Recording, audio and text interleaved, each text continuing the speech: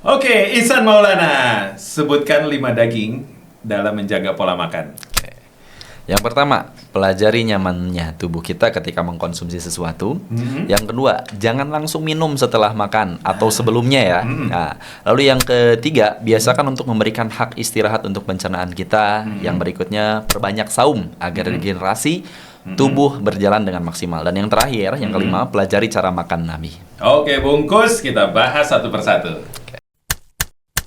Daging semua. Oke, Kang Ihsan, apa kabar? Alhamdulillah, baik-baik, alhamdulillah. Saya kenal Kang Ihsan ini dalam kondisi badan dulu yang Masya cabi. Allah. Samaan. Samaan ya, saya juga cabi gitu ya. Masya Saya Allah. lagi berusaha keras nih ya. Ini lagi diet pola makan juga sebenarnya. Tadi Ya. ngomongin pola makan kan Masya ya. Allah. Udah turun 15 kilo. Oh, Ya, alhamdulillah. Emang ternyata Masya lebih Allah. ringan ya. Keren, Dan emang. lebih segar. Ketemu terakhir pas lagi terapi ya. Iya, betul-betul lagi terapi, saya terapi di dia ya. Oke, Masya Allah. ini Kang Ihsan ini kalau kalian sering seliweran di timeline ya, di TikTok, di Instagram, di apapun ya, sosial media, ini kalau lihat wajah ini kayaknya familiar nih ya. Nah ini Kang Ihsan terapi ya, terapi atau terapis sebenarnya. Terapi ya, kalau branding, personal brandingnya itu Kang Ihsan terapi ya. Jadi dulu beliau ini salah satu yang sempat viral lah ya Di awal. Dulunya. di Instagram. Tapi sekarang udah mulai ada konsistensi Ya. kan ya.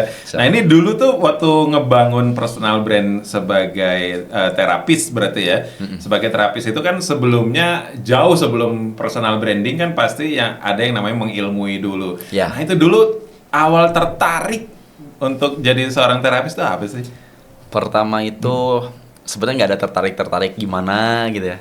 Yang pertama itu karena kita ngerasain bekam, Pak. Dekat ya? Nah, pertamanya kita dibekam sama teman. Jadi karena pertama ketika teman bilang, "San mau bekam nggak?" Nah, dia bilang kayak gitu. Saya nanya, "Bekam apa?" "Bekam awam, nggak tahu." Gitu Oh, kan. masih awam waktu Oh itu ya, ya? bener-bener nggak tahu. Sampai bekam aja nggak tahu gitu kan. Dia bilang sunnah, wah dapat dengar kata sunnah, oke pahala, oke Pahala. siap. Siap. Nah, dicoba. Nah, 2 kali saya nyoba Iya. bekam, saya biasa aja Pak, nggak merasa tertarik pengen belajar, nggak, Gitu. biasa aja. Sampai ada satu temen yang datang dari Medan. Nah, itu dari Medan beliau datang nawarin juga mau bekam nggak ya. Saya tetap semangat. Oh siap. Karena Iya. apa? Karena tadi sunnahnya itu. Nah ternyata setelah dibekam beliau semua badan ringan luar biasa. Nah dari Sebelumnya situ emang ada keluhan apa tuh? gemuk Pak. Overweight, overtime itu ya. Insya Allah.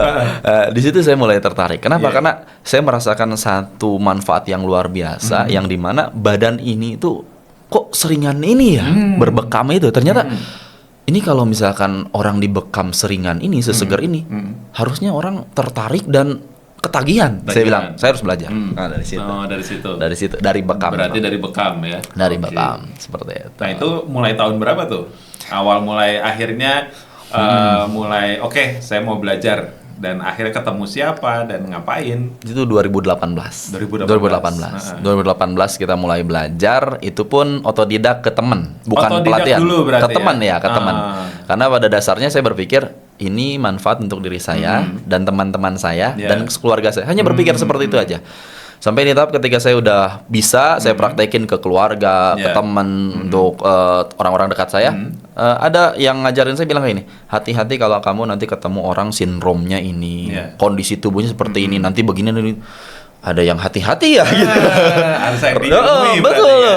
Ini kenapa nih kok ada hati-hatinya? Bahaya juga Iya nih. betul. Nah di situ saya langsung mulai ada rasa takut. Nah rasa takut ini tuh bukan takut gimana, tapi Ya. takut merugikan orang. Nah itu Takut dia. merugikan orang. Maka dari situ langsung saya berpikir saya harus belajar. Ya, Saya karena cari. urusannya sama tubuh Betul, orang kan. tubuh orang, kesehatan orang kesehatan. gitu kan. Kita pengen bantu orang tapi kok malah nyusahin orang nanti kan Itu gitu. bahaya. Bahaya maksudnya. Nah, alhamdulillahnya saya coba cari.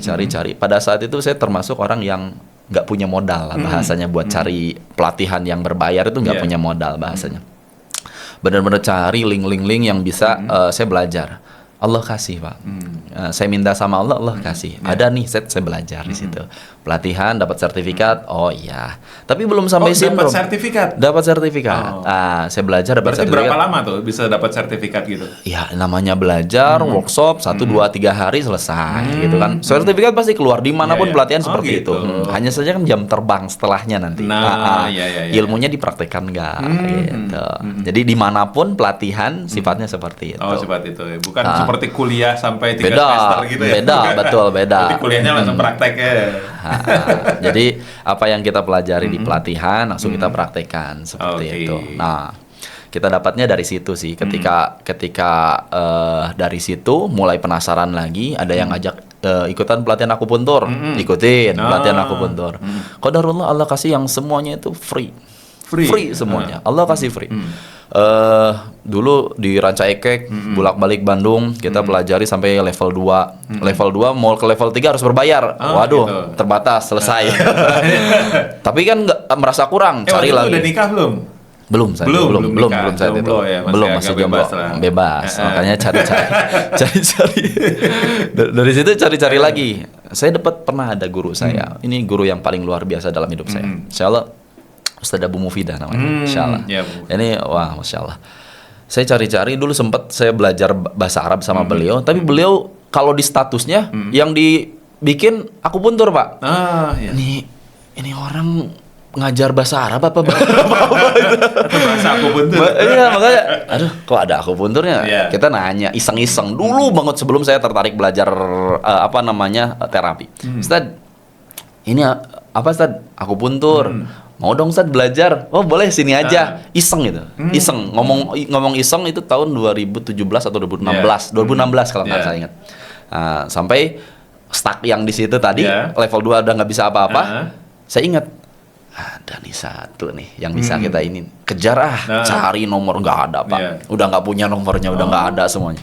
Tapi saya punya kenalan yang dulu satu pelatihan bahasa Arab, tanya, oh ada, kirim saya kontak, datangin, tapi beliau bolak-balik Bandung Makassar, bolak-balik Bandung Makassar. Kebetulan di Bandung itu cuma 2 minggu dan 1 hari kosongnya. Saya datangin Pak, saya datangin. 1 hari itu yang dimanfaatkan. 1 hari itu saya manfaatin. Saya datangin, saya bawa teman juga, maksudnya penghubung lah bahasa, karena dekatnya sama beliau. Nah, ngobrol-ngobrol panjang lebar, ditanya lah alasan belajar kesehatan apa. Nah, saya jujur aja, karena memang dalam hal ini saya merasakan satu pintu yang begitu dibukanya sama Allah. Maksudnya gini. Alasan pertama saya itu gini, Ustaz. Saya merasa sangat terbantu ketika saya belajar kesehatan untuk mengetuk hati orang. Kita dakwahi, kita kasih tahu nasihat-nasihat tentang Islam itu masuk sejelek apapun orang. Dan beliau bilang, itu yang saya rasakan juga. Maksudnya karena beliau dalam hal memberikan keilmuan dan yang sebagainya itu mengetuk dakwahnya di situ. Pintu terbukanya tuh di situ lebar. Makanya saya pengen belajar, Ustaz. Apalagi orang lagi sakit ya. Lagi sakit. Orang lagi sakit itu kan mikirinnya dunianya sedikit, mikirinnya ke akhirat. Jadi ketika ada nasihat masuk itu kebuka. Pengen sembuh ya Allah, pengen sembuh itu. Cerdas ini berarti cerdas ya, Masya Allah. Kerennya di situ. Itu berarti salah satu titik awal yang dimana akhirnya Ihsan tap in ke dunia holistik atau apa ini namanya nih? Dunia terapi. Tetapi secara bahasan kita berbicara tentang holistik atau menyeluruh. Karena menyeluruh itu berbicara tentang keseluruhan. Oh ya, nanti itu di hold dulu. Kita bahas yang ringan dulu tadi. Poin-poin tadi ya. Ini poin ringan aja nih kayak googling nih. Tentang jaga pola makan. Ini kan zaman sekarang ya. Ada anak kena gula, diabetes, masuk ke klinik cuci darah. Ini zaman apa ini? Kan gitu kan. Ini fenomena apa dan gimana sih caranya kita jaga pola makan gitu sebagai manusia zaman now gitu yang dengan segala macam distorsi makanan yang ada di zaman sekarang? Berat Pak. Nah itu dia, saya aja ini nanyanya berat gitu. Berat. Karena saya sangat jaga juga anak saya akhirnya harus makan ubi lagi, makan apa segala macam. Karena gini, perkembangan di dunia luar itu makanan itu udah luar biasa. Junk food itu Junk food, sudah dikemas begitu luar biasa sampai masuk Shopee Food, Grab Food dan food lainnya. Ya itulah, dipermudah lah ya semuanya. Ya, akses dipermudah, makanan, betul. segala macam. Nah, tapi bukan berarti yang di situ junk food semua, enggak iya, semuanya. iya. Maksudnya tuh, Organik banyak lah. ya betul. Dalam hal ini kita dipermudah untuk mengkonsumsi semua itu. Jadi nggak susah lah kita cari-cari Ya. yang seperti itu. Jajan keluar, nggak mau keluar, tinggal pesan. Iya. Nah, untuk menjaga kesehatan di dunia zaman sekarang itu, memang kita harus terlibat selaku orang tua, khususnya Ya, kalau memang berbicara ya. tentang anak. Tapi kalau berbicara diri kita ya kita sendiri lah yang ya gimana sih caranya? Ya lu Ya. mau nggak? Gitu. Masalahnya mau nggak? Jadi gitu. kita fokusnya pola makan nih. Nah, oke. Tentang pola makan. Nah, kalau misalkan kita berbicara tentang pola makan, setiap orang itu punya kondisi yang berbeda, Pak. Kondisi yang berbeda itu seperti ini misalkan. Antum pernah dengar yang namanya ini hadis jintan hitam habatus sauda. Habatus sauda. Ya, ya. Habatus sauda adalah obat bagi obat. segala macam Kecuali penyakit. kematian. Kecuali kematian. Sedap. Apa gue? Insyaallah. Ada keramaian dong. Apa aja. Insyaallah. Baru hafal satu banget ya. Keren ya. Jauh lah masih ini. Tapi teman saya makan itu sariawan, terus bibir pecah-pecah, semuanya kerasa panas semuanya. Obat bukan? Padahal makan. Padahal itu Makan. obat soda. Kan obat bagi segala macam penyakit. Bisa jadi itu efek awal aja. Enggak. Ternyata tergantung. Kondisi tubuhnya tidak sesuai. Jadi pada dasarnya habatus soda ini sifatnya panas, Pak. Panas.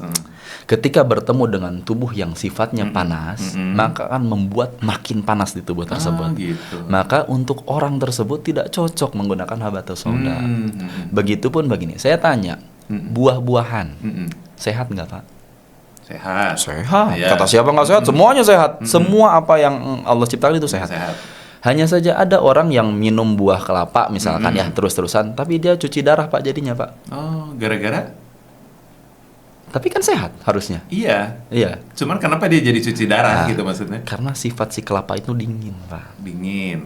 Ketemu sama orang yang Tubuhnya dingin.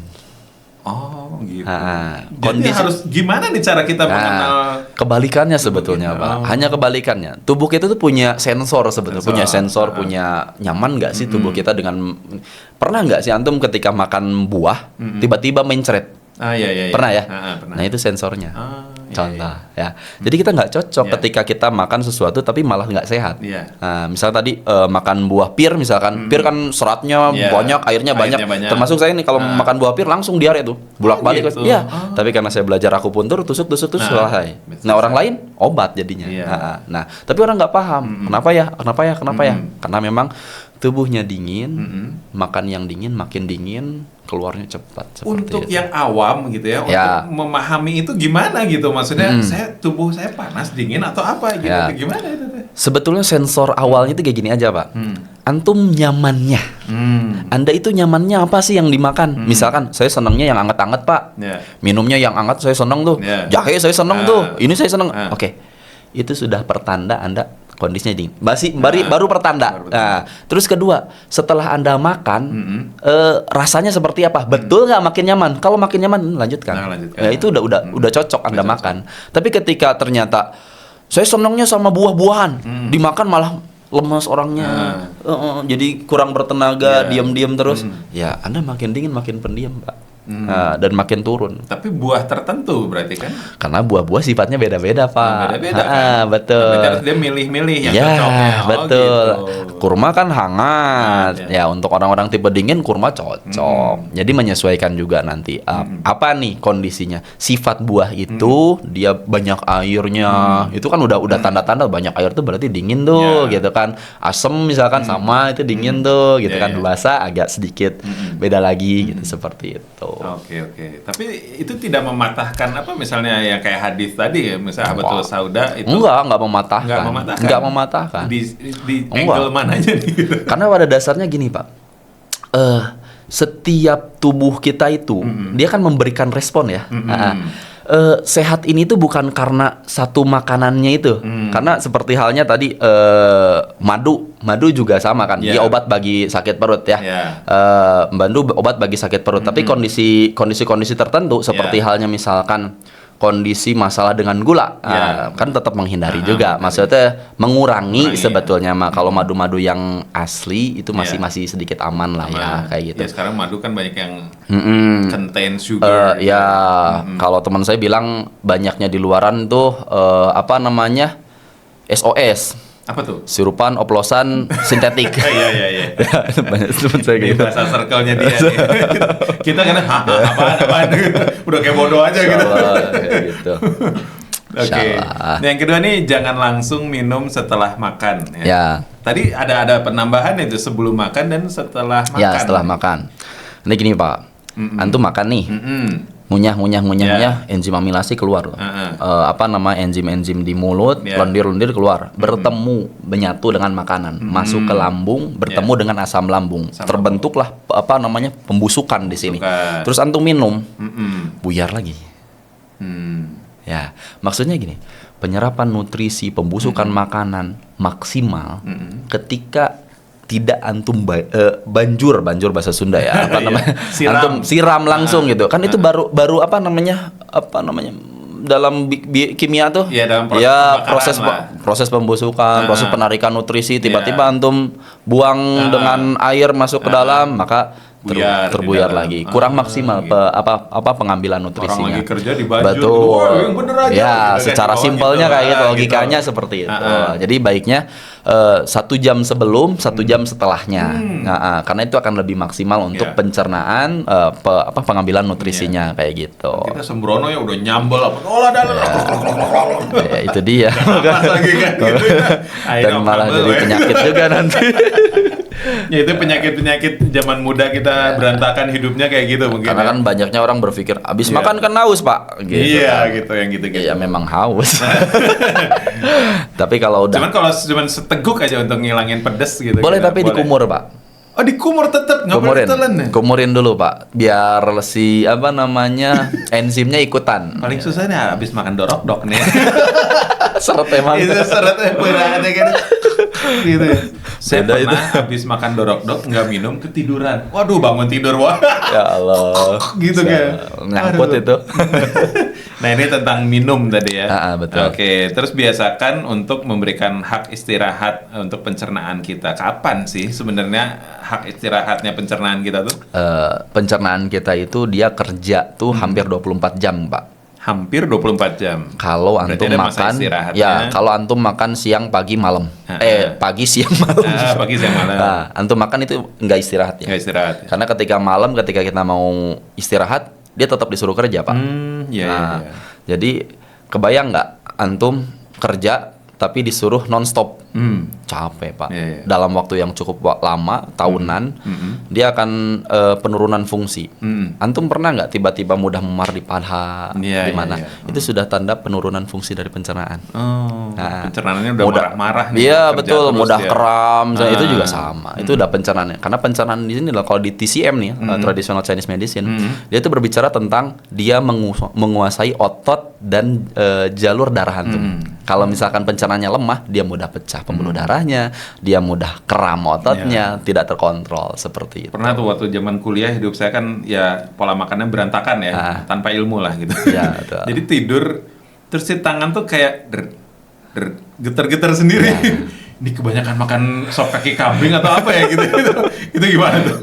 Ya, makannya memang jam 7 malam ke atas. Ya, pada dasarnya itu akumulatifnya, Pak. Akumulatif. Apapun ketika itu sifatnya terus-menerus, dia akan membuat bahasanya itu mogok lah. Dia udah pencernaan kita udah capek nih gitu kan. Maka satu sinyal-sinyal itu ya. Sinyal itu tuh sudah tanda kalau antum pengen lebih enak nih, otot nggak sering kram, pengen juga nggak mudah memar. Coba perhatikan di waktu malam. Di waktu malam. Kalau mau makan nih, mau makan di waktu malam boleh lah, tapi sebelum maghrib. Sebelum maghrib. Karena antum masih ada waktu tuh buat ngolah. Nah, jadi pas mau tidur tuh udah nggak ada makanan. Kalau minum air putih sih boleh, tapi yang bergula-gula hindarin. Karena gula-gula juga kan diolahnya lumayan juga kayak gitu, seperti itu. Oke deh. Nah itu kan lebih ke istilahnya tuh jaga pola makan ya.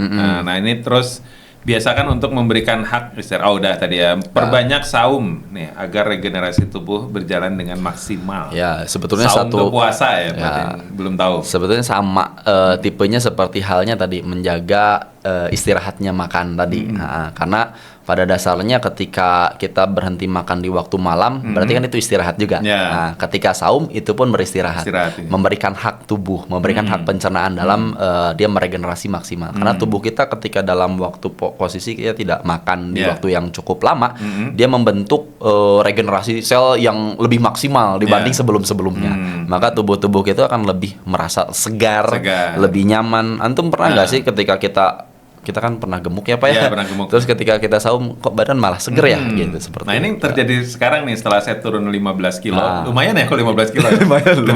lumayan jauh Pak tuh. Prestasi dalam hidup saya ini turun 15 kilo tuh prestasinya harus dirayakan gitu. Rayakan dengan makan-makan gitu. Ya. Malam. Ya kita saya ngerasa ya saya ngejalaninnya kemarin intermittent katanya. Nah intermittent tuh gimana sih? Sebenarnya kan yang paling diutamakan sebenarnya defisit gula katanya.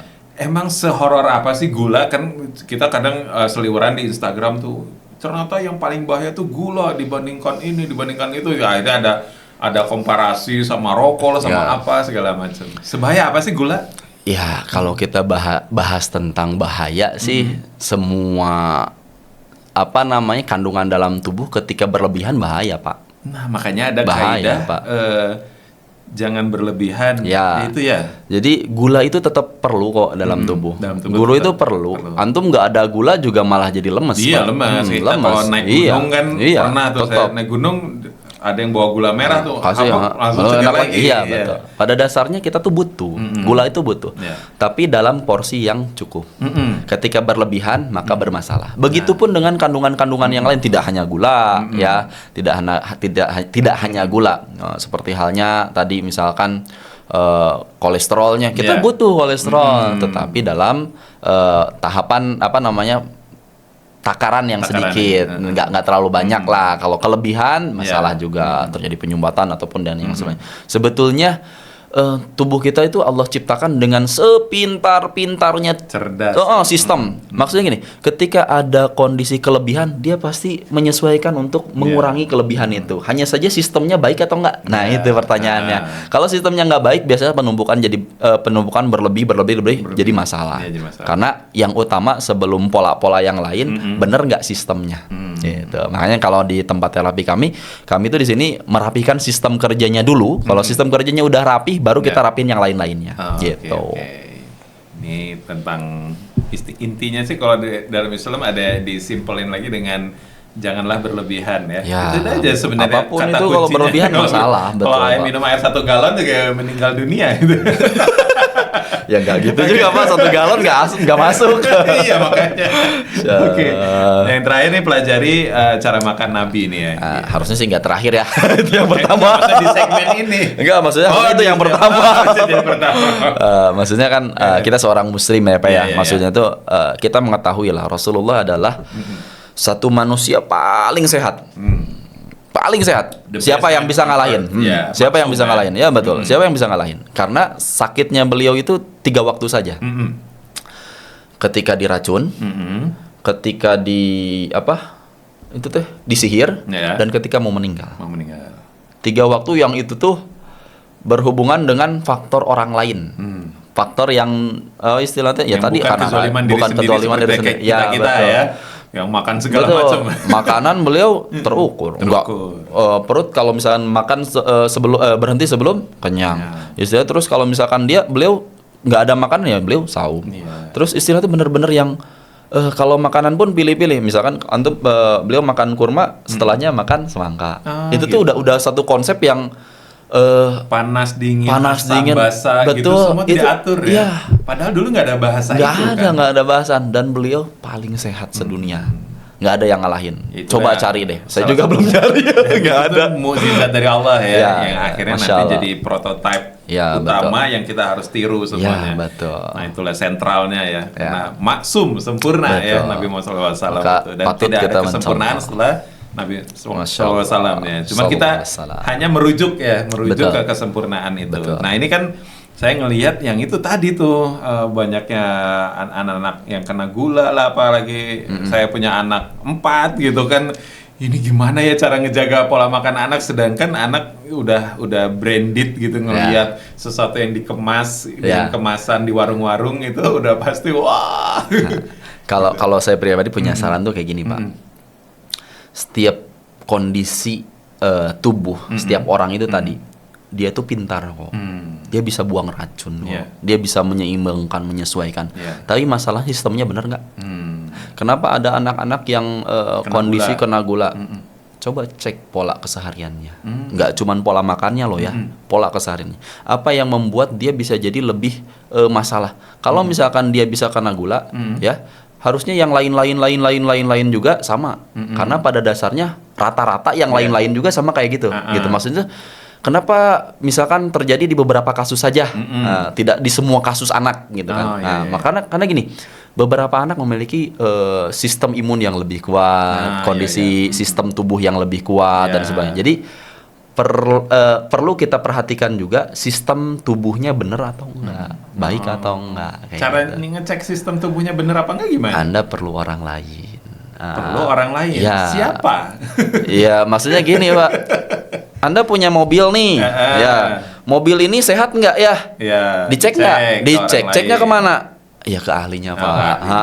Entah ke ahli gizi kah, ke dokter kah? Oh, berarti kita atau ya betul. Ya? Atau misalkan ke tempat-tempat, misalkan seperti kalau di kami, kita mengecek sistem kerja tubuhnya lancar atau enggak. Karena sistem kerja itu berbicara tentang menyeluruh, termasuk sistem kerja organnya, begitu. Iya. Ternyata sampai segitunya ya. Ini seru banget ya. Cuman kita istirahat dulu biar ada rehatnya dikit ya. Ternyata puyeng ya. Puyeng ya. Kita lock di sini, nanti kita akan bahas ke topik berikutnya. Alright. Insyaallah.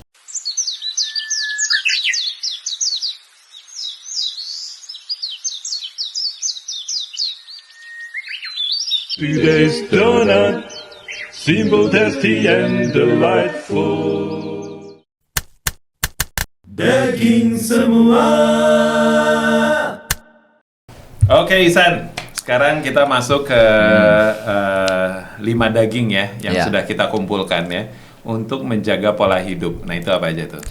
Yang pertama, mulailah dengan memperhatikan kondisi otot tulang dan sendi kita. Yang kedua, jangan biasakan tidur terlalu larut malam atau begadang. Yang ketiga,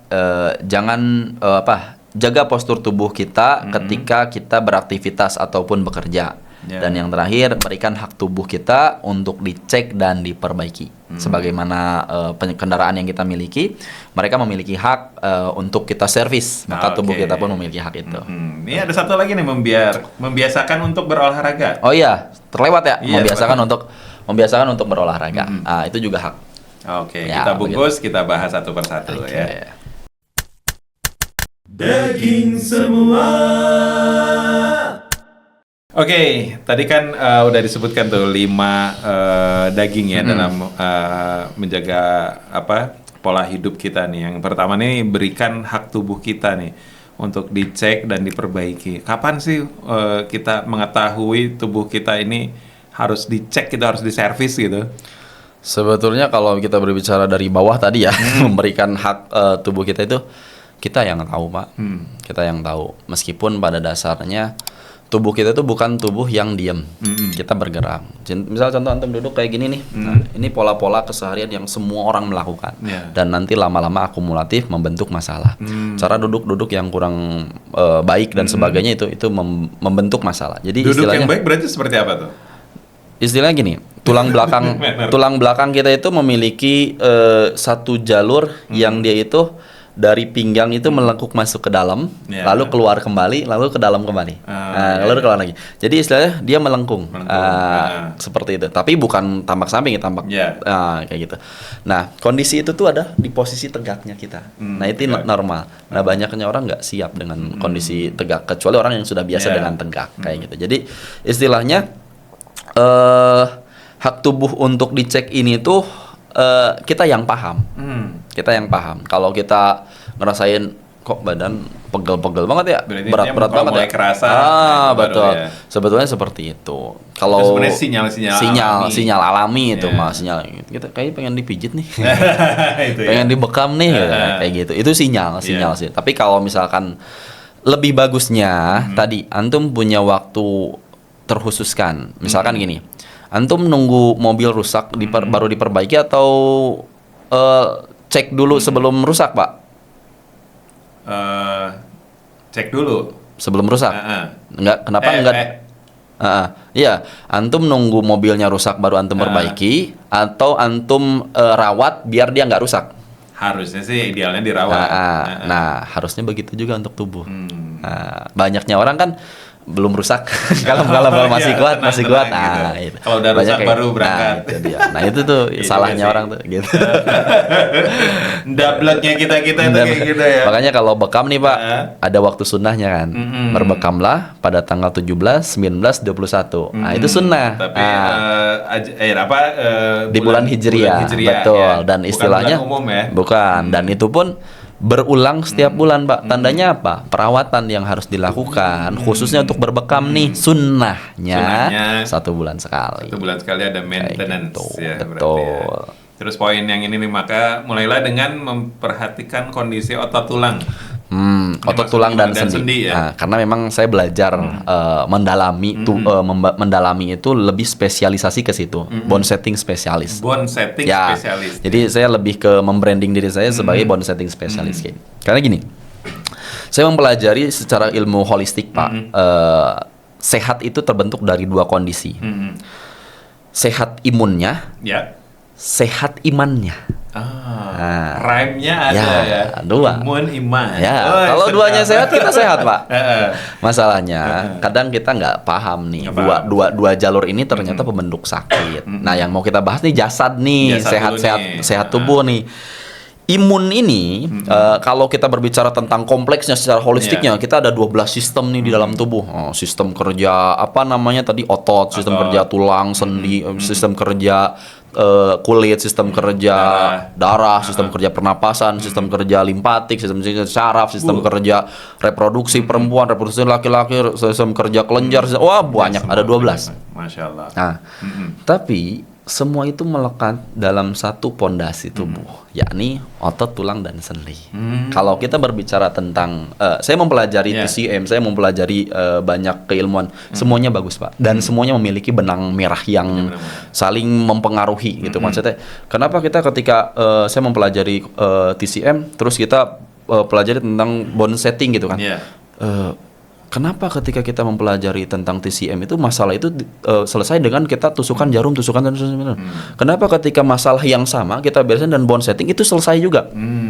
Kok bisa ya? Gitu. Saya berpikir ini ada benang merahnya, gitu kan. Makanya ketika kita berbicara tentang faktor penyebabnya, ternyata akumulatifnya itu banyaknya dikarenakan otot, tulang, dan sendi ini. Karena sistem kerja meridian, sistem kerja sirkulasi tenaga organ, dia dipengaruhi oleh rangka yang itu dia dapat mempengaruhi otot, tulang, dan sendinya. Jadi rangka ini dia misalkan contoh dia keputar nih, maka yang keputar bukan cuma rangka, yang melekat ke dalam rangka, daging, otot itu keputar. Secara sistem, nih tubuh kita kan di sini aja di tangan kita ada darah, ada syaraf, ada limpatik, gitu kan ya, getah bening maksudnya. Maka ketika kita putar segini aja, yang keputar apa aja, Pak? Kulit, daging, otot, termasuk segala syarafnya dan macam. sebagainya, termasuk di dalam tubuh. Kenapa sistem kerja organ itu menjadi masalah? Karena bisa jadi dia terdorong oleh jalur dorongan sistem otot atau rangkanya. Maka secara fungsinya menurun. Pembuangan atau pemecahan gula, pemecahan bahasa tadi kolesterolnya itu nggak maksimal. Pemecahan ini, makanya tadi saya bilang Tergantung sistemnya benar atau enggak. Karena tubuh kita itu Allah desain, Allah ciptakan dengan sesempurnanya tubuh. Allah benar-benar bikin sesempurna itu. Ya dia akan masuk ke posisi netral, selalu ke posisi netral. Maksudnya istilahnya ada yang jelek dibenerin, ada yang jelek dibenerin, ada virus dibuang, sistem imun nguatin gitu kan. Ada sesuatu hal yang mau masuk di ini. Itu tuh udah wah satu sistem yang keren banget dan nggak ada yang bisa nyiptain yang seperti itu kayak gitu. Nah maksudnya tadi kalau kita berbicara tentang otot tulang dan sendi, otot tulang sendi ini sebagai basicnya. Kalau dalam ilmu yang saya pelajari, maka perhatikan otot tulang dan sendi ini dimulai dari aktivitas-aktivitas kita seperti itu. Itu berarti tadi ngomongin imun ya. Ya. Terus iman ini gimana? Belum Pak, imun aja masih panjang itu Pak. Imun masih panjang. 2 semester ini. Ya kita kan inti aja lah gitu kan. Tadi juga apa TMC apa? TCM. TCM itu apa buat yang awam nih ya belum TCM tahu. itu maksudnya traditional Chinese medicine. Traditional Chinese medicine. Tiongkok jadi akupuntur sebetulnya itu jarum ya. Maksudnya kita belajar tentang hal itu dalam TCM itu berbicara tubuh kita itu punya jalur-jalur yang itu tuh imajiner itu tidak terlihat. Kalau kita berbicara tentang jalur seperti darah, dia kelihatan Pak ada. Tapi kalau meridian itu nggak kelihatan. Antum mau belek, mau buka, ini nggak ada, nggak kelihatan. Imajiner sifatnya, tapi terasa. Seperti angin, nggak ada nih, nggak bisa, nggak bener, nggak ada. Padahal ada, terasa seperti itu. Berarti orang yang seeing is believing itu susah memahami susah, ini ya. karena nggak kelihatan. Oke. Terus ini membiasakan untuk berolahraga nih. Ini kan sesuatu yang normal ya, yang seliweran terus di timeline ini. Pengingat olahraga tuh yang paling ditolak seperti halnya orang susah menolak gorengan ya. Karena banyaknya orang berpikir kayak gini Pak. Kita udah kerja aja capek. Kita kerja aja capek Pak. Maksudnya kerja capek tuh udah habis tenaga kita, pikiran kita dan sebagainya. Terus kita harus olahraga, ya makin habis lah. Nah, tapi orang nggak berpikir bahwa gini loh Pak. Ketika kita berolahraga, kita bukan mau ngabisin tenaga kita, tapi kita mau membentuk volume tenaganya. Volume tenaganya. Kalau volume tenaganya segini, antum habisinnya segini aja terus. Tapi kalau antum berolahraga, antum tuh lagi ngedobrak ini. Jadi volumenya lebih besar. Volume tenaganya lebih besar. Jadi ketika antum nanti beraktivitas, makin gede tuh volumenya tenaganya. Jadi seger-seger aja. Karena dulu waktu gede Pak, Ana benar-benar di tahap pola makan semuanya dirubah, olahraga semua dilakuin. Ana ada di tahap gini Pak, yang dulu tuh benar-benar capek-capekan luar biasa. Sekarang itu kayak kemarin tuh kayak Ana olahraga pagi sampai malam tenaga malam, tenaga pagi. Ini kok masih seger-seger aja ini badan, padahal tadi gerakan aktivitas apa gitu kan. Masih bisa nih. Apalagi nih gitu. Maksudnya ada di tahap gini ya. Volume tenaga bertambah tuh kayak gitu. Jadi jangan khawatir ketika kamu punya waktu yang sedikit, nggak apa-apa setengah jam juga, nggak apa-apa. Misalkan sekian 10 menit juga 30, tapi siapkan. Karena olahraga ini tuh bukan mau ngabisin waktu dan mau ngabisin tenaga, tapi mau menambah volume. Dan itu termasuk ke dalam hak tubuh. Karena ada keringat yang harus dikeluarkan, detoksifikasi, pembuangan racun di dalam tubuh. Kalau tidak melakukan itu kita zolim dong ya. Zolim. Itu dia berat ya. Kalau udah ngomongin zolim ini merinding nih ya gitu ya. Aduh, ini saya kayaknya masih zolim. Cuman diet udah lumayan lah ya. Bagus. Soalnya saya kan kalau dalam keadaan gemuk katanya nggak boleh lari dulu nih. Ya karena Jalan beban dulu aja. ke semua sendi Pak, bebannya Pak, dikhawatirkan terjadi gesekan-gesekan di area sendi, membuat bantalannya menyempit. Jalan dulu ya. atau gimana? Ya maksudnya dietnya nih. Saya tadinya mau nyepelin kemana gitu. Betul. Ada tahapan olahraga itu tidak semua orang sama Pak.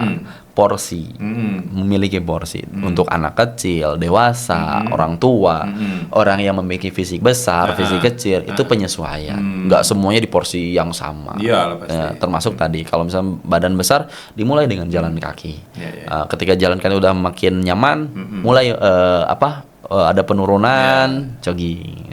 Dulu saya mungkin terlalu ekstremis kali ya. Jadi saya dalam keadaan berat badan 100 lari itu. Insyaallah. Lari kencang benar-benar yang serasa zaman muda aja gitu. Dan akhirnya kena nih punggung nih. Ya, karena bantalannya itu Iya. kejepit-jepit sama beban kita, Nah Pak. itu ya.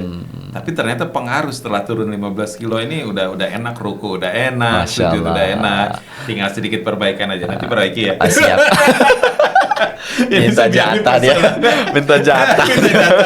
Masya Ya. Allah. Oke, nah ini ngomongin tentang insomnia nih ya. Jangan biasakan tidur larut malam, scroll Instagram, TikTok. Zaman sekarang kan kultur kehidupannya kayak gitu. Ini untuk Betul. menghentikan. Ya, saya juga kadang masuk ke fase itu ya. Gimana sih untuk bisa menjaga jam tidur itu sebenarnya tuh yang idealnya gitu? Beberapa orang beralasan dengan kata insomnia tadi.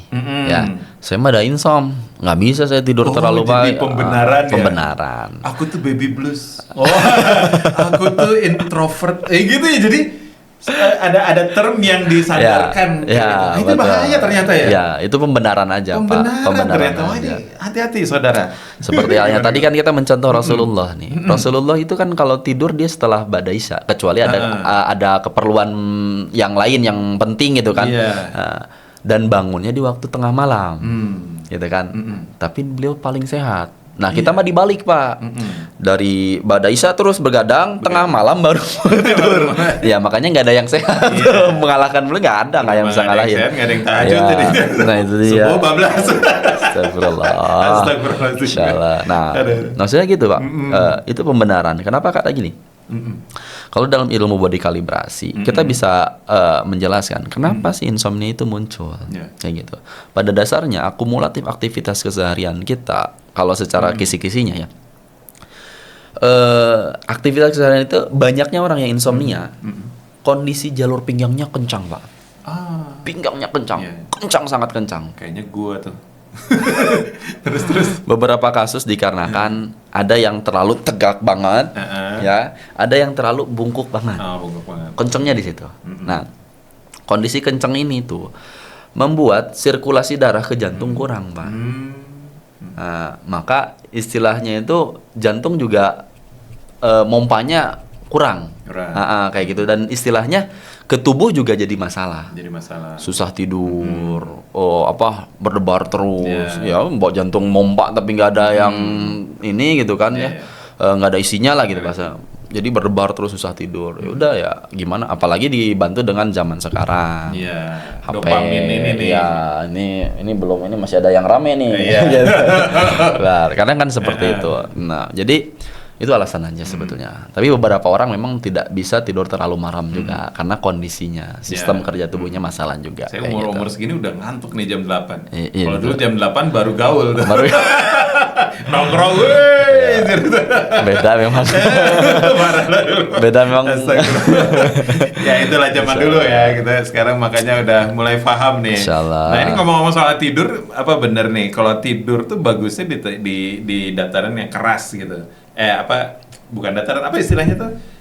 Tempat tidur yang keras lah, atau yang kayak orang Jepang tuh bantalnya juga keras, apa segala macam. Itu pengaruh memang. Sesuai kebutuhan sih, Pak. Balik lagi ya. Sesuai kebutuhan. Ini teori-teorinya nih sangat kompromis ini kayaknya nih. Ya, karena setiap tipe tubuh orang berbeda, Pak. Balik lagi ke tipe tubuh ya. Beda tipenya. Saya ini tenggeng, bagusnya tidurnya di Ya. tempat yang apa nih? Tenggeng tuh gitu.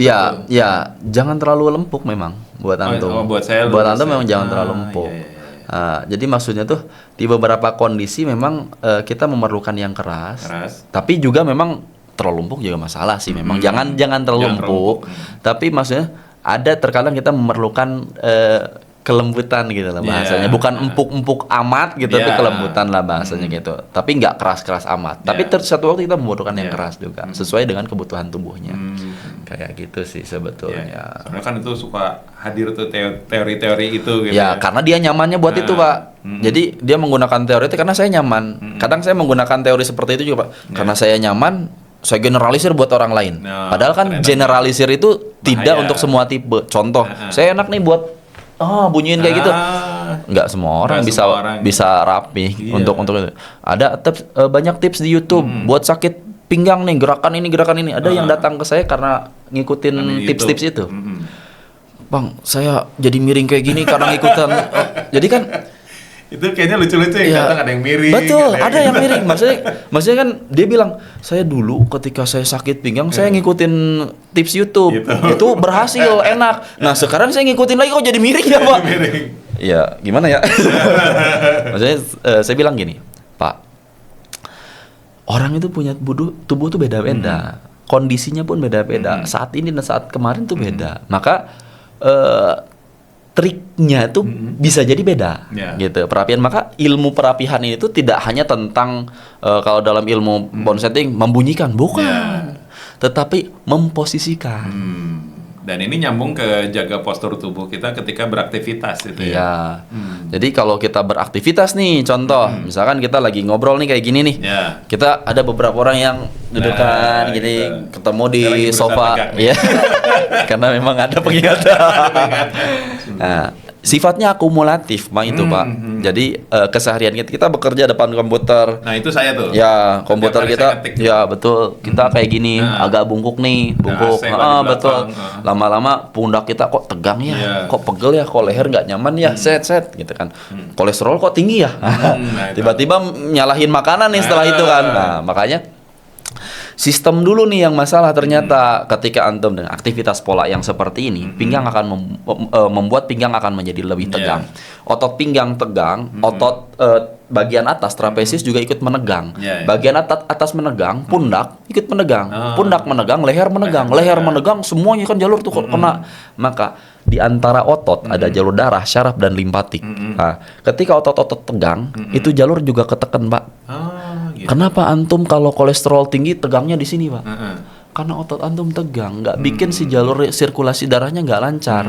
Ya, coba otot antum, kalau misalkan di posisi yang lebih rapi, sirkulasi darah akan lebih lancar. Naik turun ke atas ke bawah itu lebih lancar. Maka jalur sumbatan tidak akan mudah terbentuk. Kayak gitu. Jadi kita harus mengenal cara berpostur. Betul. Itu cara mengenalnya di mana tuh? Tubuh kita itu netralitasnya itu jelas kok. Netral, di posisi netralnya itu adalah di posisi yang dia itu bisa posisi tegak dengan panggul yang rapi.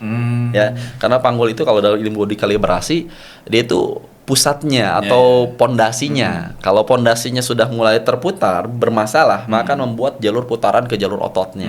Entah otot bagian atas atau bagian bawah. Entah kalau bagian bawah bisa masalah ke lututnya ataupun ke bagian sendi otot betis dan lain sebagainya, atau bagian atas ke pinggang, punggung, pundak, leher ataupun yang lain sebagainya. Maka jalur-jalur masalah itu sebetulnya jalur-jalur yang hampir setiap hari kita temukan di tempat terapi kita gitu kan ya. Ini orang, aduh kebutuhan nih, ini panggulnya nih, ya, kita rapiin ya. Nah, makanya kita akan selalu berbicara gini, Pak, daily activity itu penyebab utama Bapak nih. Akumulatifnya di situ. Perhatikan gerakannya. Gak boleh seperti ini, lakukan seperti ini. Bapak kalau misalnya sering sakit lutut, jaga lututnya buat seposisi seperti ini, jangan sampai terbuka lebar. Kita akan nasehatin seperti itu. Karena dimulai dari situ masalahnya. Ada yang datang ke kita masalah osteoartritis, Pak. Ya. Artritis itu peradangan sendi. Peradangan Sendi. Nah, di mana grade-nya udah 4, Pak. Menuju pengaburan. Jadi maksudnya osteoporosis betul. Jadi kondisinya udah parah. Nah, itu dirujuk sama travel untuk ke kita dulu. Kang Ihsan, ini ada pasien kita, jamaah kita. Bentar lagi mau umroh nih bareng sama kita. Tapi kondisi lututnya osteoartritis grade 4. Kita sangat khawatir, takutnya terhambat oleh beliau gini. Wah, bahasa gitu. Oke Pak, bismillah. Nah, kita coba cek terlebih dahulu karena kita nggak bisa kasih jaminan sini aja sini enggak. Kita cek bismillah gitu kan. Kita cek, oh ini kondisinya kayak gitu. Kita lihat dia datang, duduknya seperti apa. Kita biarin pokoknya dia nunggu di tempat tunggu. Oh iya seperti itu. Ketika jalan masuk ke dalam, oh iya begitu. Dinilai, dinilai aja set. Oh iya. Kita cek, Pak, lihat panggul Bapak. Kebukanya seperti ini ya. Nah, lihat Pak, ini sakitnya di sini ya. Bapak mau rapinya karena sifat osteoartritis degeneratif ya. Maksud degeneratifnya gini, tidak terbentuk regenerasi. Nah, berarti masalahnya itu regenerasinya itu nggak jalan. Padahal tubuh kita tadi kita bicara tentang tubuh kita tuh pintar, dia pasti meregenerasi. Nah, kenapa di kasusnya beliau tidak terjadi regenerasi? Nah, itu pertanyaannya. Makanya kita jelasin kenapa nggak terbentuk regenerasi. Begini loh Pak, daily activity membuat gesekan membuat penyempitan, penipisan bantalan menipis, penggesekan menjadi tulang bergesek jadinya peradangan, bengkak, ntar lama-lama jadi pengapuran Pak. Nah, jadi kita mulai kita perbaiki dari daily activity-nya, kita bantu dengan penusukan jarum buat regenerasinya, membentuk sinyal ke otak agar istilahnya tuh memberikan sinyal, sini nih bantuan nih, kasih kolagen, kasih ini, kasih itu dan sebagainya. Jadi kasus-kasus degeneratif itu kasus-kasus yang perlu kita perhatikan. Nah, maka kalau dalam di kita pola activity itu berpengaruh kepada semua masalah tubuh kita. Bahkan postur tubuh kita itu juga kadang kalau self branding nih ya, jadi seperti kayak masuk ke reputasi seseorang juga ya. Gaya dia berdiri, gaya dia bersikap kayak gitu kan, ada manner, kan suka ada ini ya, postur manner kayak gitu. Kadang kan orang nganggapnya sombong amat. Kan ada orang yang saya mah bisa aja gitu kan, tapi nggak gitu juga gitu kan. Ternyata ada dalam sisi kesehatan juga ada pengaruhnya juga. Kenapa orang gym tegak-tegak? Ya karena dilatih. Pak. Bukan berarti mereka sombong, bukan. Tapi karena mereka melatih, jadi biar tegak tuh nyaman, betul. Nah, benar gitu. Yang kita yang nggak ngelatih nih nyamannya gini, jadi gue nggak sombong, bukan gitu. Kau rebah itu atau kayak gimana ya? Oke deh, kita lock dulu di sini, nih seru pembahasannya, daging banget ya. Kita istirahat dulu sebentar. Daging semua. Oke, Kang Ihsan, ini kan Kang Ihsan tuh sebuah istilahnya produk jasa nih ya. Nih, sebutkanlah 4 daging aja ya dalam mengembangkan personal branding. Oke. Yang pertama, mulailah dengan melakukan riset. Jadi nggak main asal-asalan, belajar dari kesuksesan orang lain atau kesalahan-kesalahan orang lain. Terus yang kedua, perhatikan kekurangan yang ada pada branding kita, personal branding kita. Dimulai dari yang paling kecil, ya gitu. Terus yang ketiga, konsisten dengan apa yang kita lakukan. Yang keempat, siapkan target dan goals yang terus memotivasi kita agar tetap konsisten. Dan yang kelima, jangan merasa tenang ketika kita sudah mulai ada kenaikan, gitu. Oke, kita lock di situ, kita bahas satu persatu ya. Daging semua. Oke, tadi kan kita udah ngomongin tentang ya keilmuan secara ini ya, dunianya Kang Ihsan ini ya. Yang kadang kita dunia aja ini kayaknya nggak ngerti deh.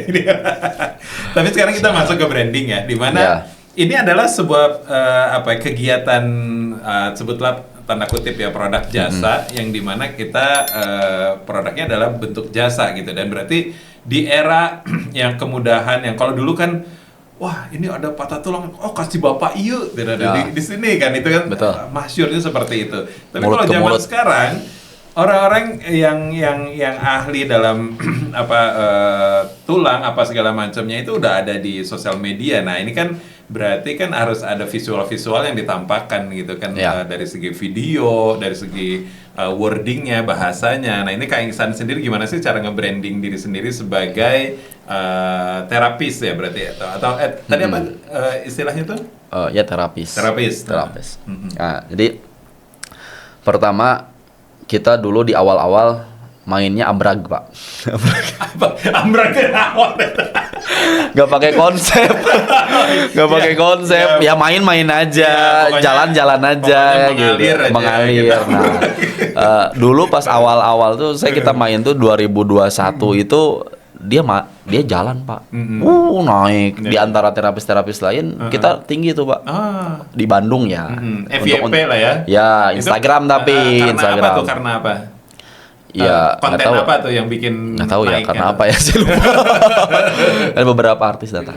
Oh iya, artis, ada Ricky Harun, ada Fitri Tropika. Oh iya, si Fitrop. Terus Ayah Dempak. Oh iya. Antum. Saya termasuk yang itu awalnya tuh. Di Fit tuh pertama itu. Betul. Masih dikit. Tapi itu tanpa konsep, Pak. Tanpa konsep. Maksudnya tuh dulu kita berpikir kita harus naik tuh ketika ada influencer datang. Nah, ini pasti naik nih. Mikirnya masih ke situ. Simplis lah ya, kayak Betul. gitu. Tapi itu berhasil dulu tuh, berhasil. Dan bikin naik dan sampai di antrian 2 bulan dulu. Pantesan saya waktu itu antri. Pino. Antri 2 bulan. Tapi itu terbatas. Pasiennya cuman berapa ya dulu teh? 6 atau 7. Ya, kecil dikit. Istilahnya tuh kita batas karena capek. Capek. Sama sendiri capek. Dari jam berapa sampai jam berapa tuh? Itu tuh 1 orang 1 jam dulu. 1 orang 1 jam. 1 jam. Ya. Dari jam berapa sampai jam berapa? Dari jam Mulai 7 sampai jam 5. Sampai jam 5. Kadang iya. gitu ya, kadang-kadang. Itu lumayan pendapatan Anda ya. Tapi capek Pak. Nah, itu dulu. Tapi itu tuh kita salah konsep Pak dulu. Ketika kita naik, iya. salah strategi, salah nyusun kita. Kita lagi naik, aduh kasihan nih pasien yang datang ke sini harus ngantri 2 Iya, bulan. 2 bulan. Sebenarnya salah kita juga. Kenapa yang masuk cuma 7 orang bisa Iya, sehari? Ya karena sanggupnya segitu saya bilang mungkin dalam hati gitu. Jadi banyak kesalahan-kesalahan yang saya pelajari dalam dulu ketika kita mulai. Nah, kita berhenti konten. Bener-bener berhenti Pak. Anda masuk ke poin pertama ini, riset nih. Ya, Instagram tuh nggak dimainin lagi karena memang terlalu rame. Itu 1,5 tahun sih masih bertahan memang. Tapi dari situ semua orang sudah karena semua orang mengenal ternyata di mana-mana sudah menjamur. Di mana-mana sudah ada, Pak. Makanya kita bahkan sampai ada yang lebih tinggi dari Vigida sampai di puluhan ribu followernya. Makanya wah, keren nih. Orang lain gitu ya keren. Oke. Tapi saya selalu berbicara sebenarnya fihi khair insyaallah. Maksudnya ini selalu ada kebaikan yang Allah mau berikan kepada kita. Dari situ kita mulai Pak meriset apa sih kesalahan kita, apa sih yang perlu kita perbaiki, apa yang harus kita pelajari dari mereka. Saya runtutin nih satu orang, saya pelajarin ya. Utamanya saya lihat kelas-kelas juga lah Pak ya, nggak sembarang juga saya belajar, saya cari kelas ini kelas itu dan sebagainya. Oh ternyata naikin personal branding tuh penting ya gitu. Oh kalau pengen naikin, karena di beberapa teman saya dia mainnya bukan personal branding Pak, tapi ads. Sampai ada yang di Bandung itu sehari dia ngeluarin 1,2 juta aja buat ads. Ads terapi loh ya, ads terapi. Makanya wah, saya kalau mau ngalahin mereka bukan ngalahin lah ya, nyimbangin gitu kan. Nyimbangin aja bahasanya. Kayaknya nggak bisa nih karena keilmuan dan yang lain keterbatasan. Makanya saya cari cara personal branding nih yang bisa kita mainin. Saya riset dari bulan Agustus tahun kemarin. Riset saya sampai hari ini masih bentuk riset saya. Maksudnya di Instagram dan TikTok. Dulu Instagram itu mulai dari 14.000, 13.000, sekarang 68.000. TikTok yang dulu itu 4.000, sekarang udah masuk ke 85.000. Maksudnya tuh riset selama kurang lebih 7 bulan ya. 6-7 bulan lah. Maksudnya tuh ngeriset apa sih kesalahan saya gitu. Nah, mulailah dari situ. Oh iya, ada beberapa poin kesalahan saya. Pertama tadi saya mau riset, ada yang perlu saya perbaiki dari nama. Nama. Antum masih ingat lah, saya dulu pakai nama Ihsan Ican dulu di akun Instagram saya tuh. Sangat nama ini ya, Twitter banget ya, ininya nama nickname ya, kayak nickname banget namanya. Ya, nickname lah bahasa, karena memang dulu saya mikirnya saya dipanggilnya itu dulu waktu kecil. Ya udahlah pakai itu. Nah, tapi saya pikir-pikir lagi. Orang kenal nggak sama Ican ya? Orang kenal nggak ya? Ican Jadi nih. orang ketemu nama ini teh apaan sih gitu kan? Terlalu biasa gitu kan? Ya banyak lah ya di luar. Makanya langsung mikir gini. Kayaknya harus ada yang diperbaiki ini dari nama. Meskipun pada dasarnya itu nama yang dulu buat saya naik ke 14.000. Tapi saya harus bikin satu keputusan deh kayaknya. Maksudnya orang dengar nama ini, orang kenal gitu. Orang kenal sama saya. Orang kenal sama saya gitu. Jadi saya putusin, saya rubah. Apa ya? Pokoknya nama yang saya dikenal, saya terapis. Ya udah, saya coba cari di beberapa nama orang, nama-nama yang sama terapis juga, kayaknya cocok nih saya pakai juga gitu kan. Belakangnya terapi. Nah, karena itu menjadi identitas gitu kan. Langsung hard selling ya, identitas. Kang Ihsan, saya nggak pengen dipanggil Abah. kemarin ada yang panggil saya Abah. Aduh, jadi banyak yang panggil Abah nih gitu. Sama nuansa tua. Iya, aduh saya nggak mau nih. Di Abah-abah. Di AA di Abah di Pak enggak, Ustadz enggak juga, bukan saya Kang aja deh, Kang Ihsan. Ya udah, saya branding diri saya dengan nama Kang Ihsan dari mulai yang sederhana itu. Terus saya lihat di beberapa ini pelajaran ada yang membahas tentang kalau antum memulai dengan foto, coba foto yang antum tersenyum di sana sedang menyapa orang depan gitu. Kayak motivator ya. Iya betul. Iya seperti. Tapi itu jadi. Kalau saya mulai itu yang podcast lagi. Tuh kan bener juga. Gitu. Mulai.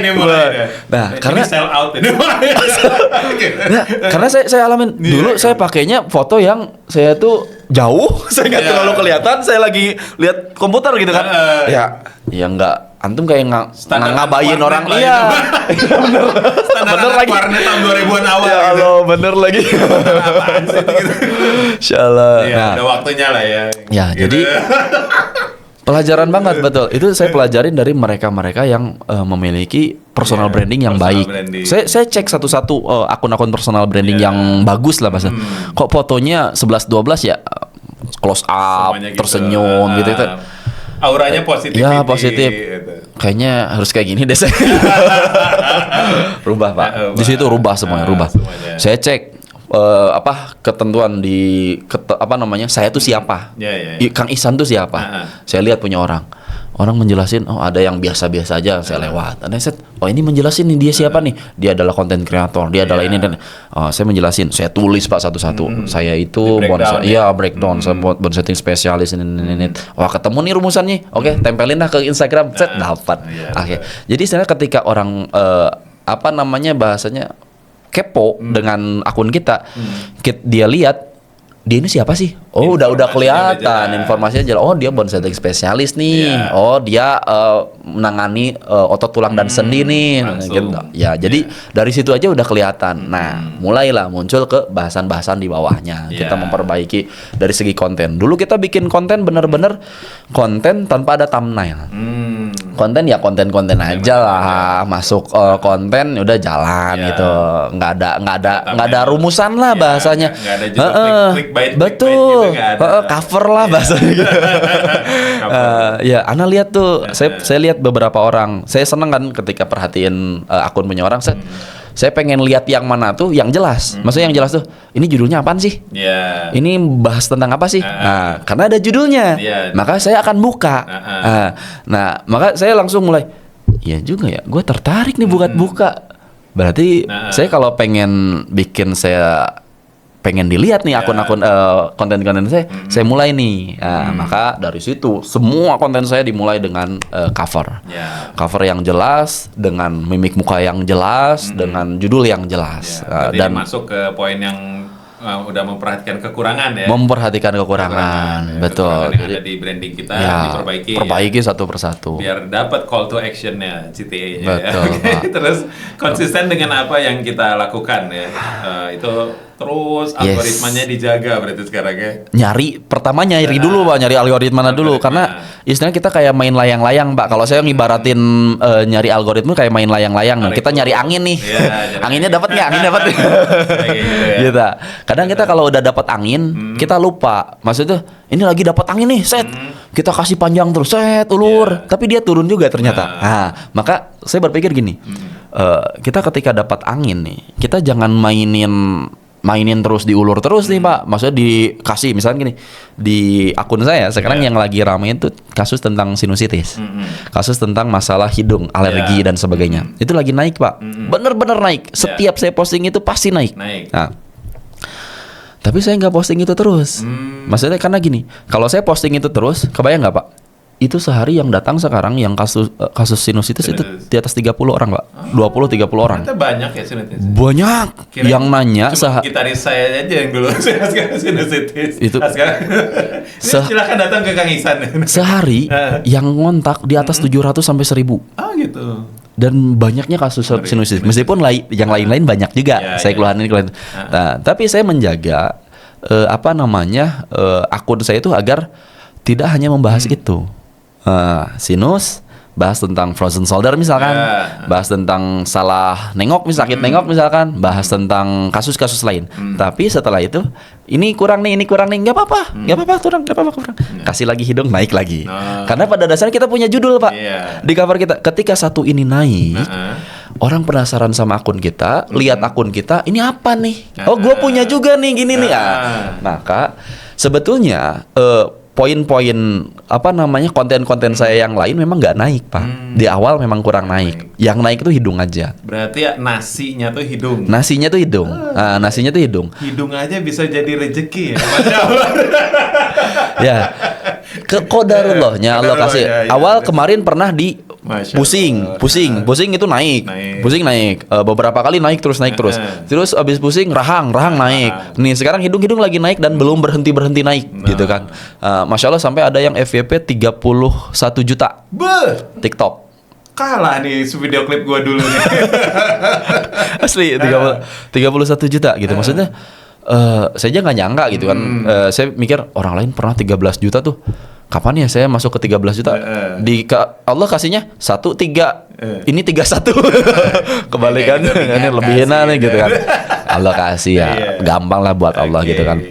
Maksudnya ketika kita memperbaiki, ternyata konten-konten kita yang lain yang kemarin itu viewernya kurang, orang tetap tertarik kok, Pak. Maksudnya kalau kita mau naikin konten tadi, kayak kita main tarik ulur layangan, Pak. Kalau saya pribadi saya baru belajar dari risetnya saya. Bisa jadi punya orang lain beda. Karena kasusnya beda atau lain sebagainya. Saya mainin gini, saya nggak mau ulur terus, karena nanti dia cepat turun. Cepat turun terus kita dikenalnya hidung aja terus datang ke rumah gitu. Jadi bisa hidung hidung aja. Bisa hidung ya kan repot ya kan gitu. Repot kita kan gitu kan. Jempol aja sampai berteriak gitu sakit gitu. Benerin hidung terus ini jempol nih. Gitu. Maksudnya kita tetap mainin. Jadi kita mainin, Pak. Ritmenya mainin. Jadi nggak selalu kita pengen di semua konten naik. Nggak apa-apa. Suka ada yang minta dimancungin gitu nggak? Ada. Cuman saya bilang enggak. Eta mah enggak apa, saya nggak bisa. Udah takdir ya maksudnya gitu. Hidung ini masuknya estetika, Pak. Estetika itu tidak ditanggung BPJS. Iya. Betul. Jadi yang datang ke saya banyaknya dari luar kota, luar pulau. Karena mereka berpikir, ya karena nggak ditanggung BPJS itu sampai 100 juta ke atas, Pak. Biaya perbaikannya atau biaya renovasinya ya. Maka mereka berpikir, naik pesawat paling sekian, balik sekian gitu kan, simpelnya. Tapi maksudnya itu Allah kasih, Pak, Masya Allah, untuk kasus-kasus yang qadarullah kami sedang banyak tangani, Allah kasih progres yang luar biasa. Bahkan nggak kita minta buat mereka mereka testi dengan sendirinya. Entah lewat WA, entah lewat komen. Natural, benar-benar natural. Dan Masya Allah, ternyata sistem kerja ini dipengaruhi oleh jalur tulangnya. Kayak gitu, entah alerginya, debunya dan sebagainya. Banyak yang nanya, kok bisa dipletekin doang itu hidung langsung rapi? Bukan masalah pletekin hidungnya, itu hidung kalau bengkok dorong syaraf, Pak. Dorong sistem kerjanya. Sistem kerjanya masalah, maka sinusitis ataupun masalah-masalah yang berhubungan dengan hidung itu muncul. Kita coba rapihin deh, Pak. Itu ribuan, Pak. Ribuan. Alhamdulillah, Masya Allah rapi. Nah, ini closing nih ya, yang terakhir tuh siapkan target dan goals yang terus memotivasi kita agar tetap konsisten. Nah, saya tuh punya motivasi yang begitu luar biasa sebetulnya untuk diri saya, Pak. Kita motivasi. Maksudnya motivasi pertama adalah saya itu terapis muslim, Pak. Saya terapis muslim. Dalam hal ini kita punya tujuan lain. Dalam berdiri di atas bahasanya kita punya tujuan lain. Nggak cuman kita pengen dilihat, nggak cuman pengen maksudnya bukan gimana gitu ya. Terapis muslim tuh kok nggak muncul ya, gitu kan ya. Saya doa sama Allah, ya Allah, saya pengen ke atas tapi jangan bikin saya merasa di atas. Jangan saya melihat orang tuh kayak yang apa loh gitu kan, apa loh gitu kan.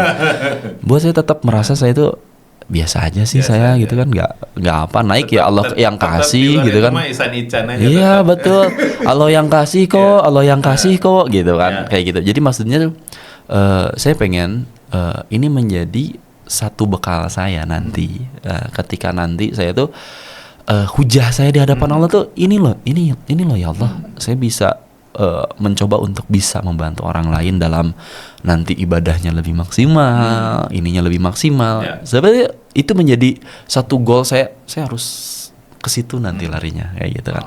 Dan ada goals lain sih sebetulnya, karena memang ada beberapa poin-poin yang ya oke, itu goals yang nanti saya siapkan. Gitu Pak. Oke, terima kasih banyak. Ini Ya. seru banget dan nggak ada habis-habisnya ilmunya, ini luar biasa ya. Insyaallah. Dan buat yang pengen follow Kang Ihsan, nanti ada di caption kita ya. Insyaallah. Silakan di follow aja. Nah, semua Insyaallah. informasinya ada di sana. Sehat selalu sekeluarga. Kang Insyaallah. Ihsan. Barakallah Berkah fiik. terus. Insyaallah. Dan Amin. sukses. Mudah-mudahan terapis muslim mendapatkan tempat yang Insyaallah, spesial ya Insyaallah. untuk dimulai dari Kang Ihsan ya. Bismillah. Oke, bismillah ya. Bismillah. Wassalamualaikum warahmatullahi wabarakatuh. Bye bye. Waalaikumsalam warahmatullahi wabarakatuh. Alhamdulillah.